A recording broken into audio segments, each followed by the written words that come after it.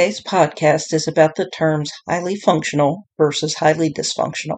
Many people have heard the term highly functional. Highly functional can happen in all kinds of ways. Someone with high functioning anxiety or depression battles their disorder, yet is also able to hold down a job and have relationships. Someone who is high functioning with a physical condition also performs at a higher level than others with the exact same condition. Interesting, recently when I was praying, God mentioned the term highly dysfunctional.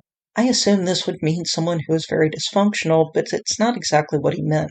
Highly dysfunctional means someone who is intensely dysfunctional, continues to avoid facing their own issues, hurts others and himself or herself because of it, yet lives a rather normal life. An example of a highly dysfunctional person can be that coworker who everyone likes because she is always willing to go over and above, take on extra shifts, and cover for coworkers who need last-minute time off, while rarely taking time off for herself. Another example can be the guy whose family treats him poorly, yet he defends them fanatically to his wife when she objects to their treatment of him. People like this aren't the type to cause other people pain deliberately, yet they hurt themselves and other people all the time. That coworker I used as an example can spend so much time focusing on her job that she has no time or energy left for herself or for those who love her. She ends up resentful and exhausted, possibly also with physical and mental health problems because she hasn't achieved balance between work and her personal life. The other example? That man causes his wife tremendous pain because although it isn't intentional,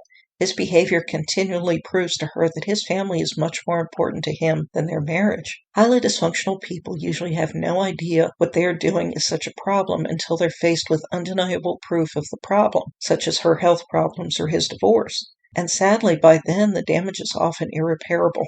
They also usually don't understand why anyone complains about their behavior, since it usually doesn't look bad. Consider my examples again.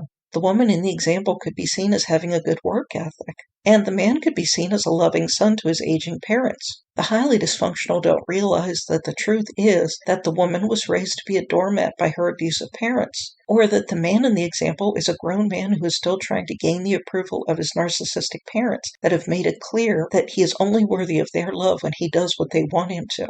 If you're a highly dysfunctional person, there is truly hope for you. You're going to have to face the truth about your life and what has made you this dysfunctional. I know this is hard, but it really is possible. I believe a close relationship with God to be vital in all areas, but in particular with emotional healing. Ask Him to help you to be strong and courageous enough to face whatever you must, to show you what areas you need healing and how to work on that healing. Also, look to Him for validation, not other people, and ask Him to help you to learn to validate yourself. Doing these things will help you to become so much healthier and happier.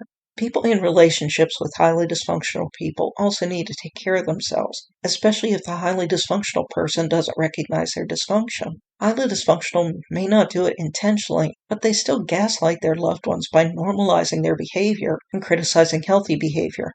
You need to have a firm grip on what you know is healthy, right, and true, so as not to fall for their gaslighting. They are very convicted in what they think, and it can be hard not to believe what they say, especially if that person is someone close to you like your spouse. It's also important to remind yourself often that it is their right to function out of their dysfunction. You can't force them to get healthier. That being said, you don't have to validate it or tolerate what hurts you.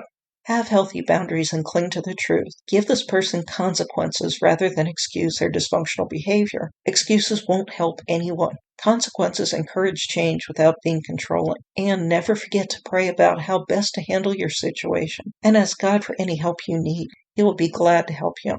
Thank you for listening to my podcast.